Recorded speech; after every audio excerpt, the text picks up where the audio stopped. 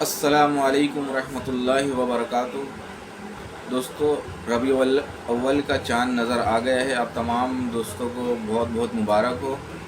اور میری گزارش ہے کہ آپ بالکل خوشیاں منائیں اس مہینے میں، اپنے انداز میں منائیں، لیکن شریعت کے معلومات کے دائرے کو دیکھتے ہوئے منائیں، شریعت کی معلومات کرتے ہوئے منائیں کہ آپ کا انداز گویا شریعت کے دائرے کے اندر ہے یا باہر تو نہیں ہے۔ اور خوشیوں کے ساتھ ساتھ سنت پہ لازم عمل کریں اور فرائض کی کوشش بھی کریں، کیونکہ بعض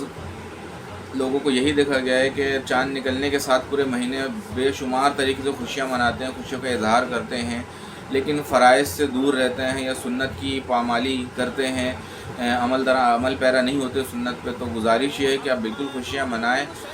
شریعت کو دیکھتے ہوئے کہ شریعت نے کس انداز میں خوشیاں منانے کا حکم دیا ہے، اور اس کے علاوہ جو کوشش یہ کریں کہ جس ہستی کی آپ آمد کی خوشی منا رہے ہیں، اس ہستی کی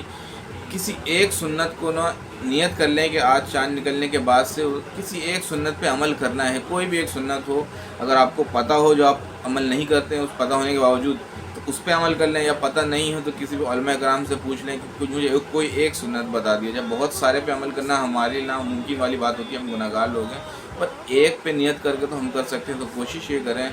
کہ کوئی ایک سنت آپ صلی اللہ علیہ وسلم کی اپنا لیں آج کے دن سے، کہ ہاں اس سال کی ربیع اول کی آمد کی خوشی میں یہ سنت میں آپ صلی اللہ علیہ وسلم کی اپنی زندگی میں شامل کرتا ہوں۔ تو میرے خیال سے یہ زیادہ اچھا عمل ہوگا خوشی منانے کا، بنسبت اس کے جس طریقے سے ہم خوشی مناتے ہیں۔ اور علماء کرام سے ہاتھ جوڑ کر گزارش ہے کہ براہ مہربانی جو لوگ آپ کو پیروی کرتے ہیں، آپ کو فالو کرتے ہیں، آپ کے پیچھے چلتے ہیں، آپ کی بات مانتے ہیں، سنتے ہیں، ان سے گزارش کریں کہ خوشیاں آپ بالکل منائیں جس طریقے سے منا رہے ہیں۔ اگر وہ دائرہ اسلام میں ہیں، خوشیاں منانے کا طریقہ یا جائز ہے، صحیح ہے تو منائیں، لیکن برائے مہربانی نماز کی طرف بھی امت کو بلائیں، راغب کریں، اور بتائیں کہ اللہ تبارک و تعالیٰ نے قرآن میں 12 جگہ کہا ہے کہ واقیم الصلاۃ، نماز قائم کرو۔ تو میرے خیال سے، میرا علم یہی کہتا ہے، میری معلومات یہی کہتی ہے کہ میرے خیال سے کوئی عاشق رسول ایسا نہیں ہو سکتا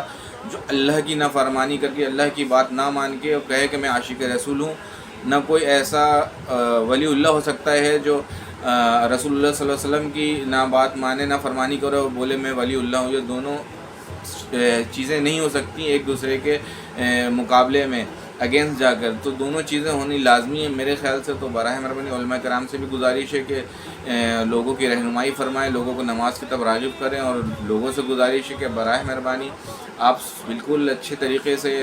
جشن منائیں، خوشی منائیں، لیکن آپ صلی اللہ علیہ وسلم نے اپنی آمد کی خوشی میں جو ہمیں خوشی منانے کا طریقہ بتایا ہے، میرے خیال سے جو میرے علم میں ہے وہ یہی بتایا ہے کہ وہ ہر پیر کے دن روزہ رکھتے تھے اپنی آمد کی خوشی میں۔ وہ جشن منانے کا ان کا وہ طریقہ تھا۔ تو جشن تو ہم بھی منا رہے ہیں بہت ساری طریقوں سے، میں منع نہیں کر رہا، اگر وہ طریقہ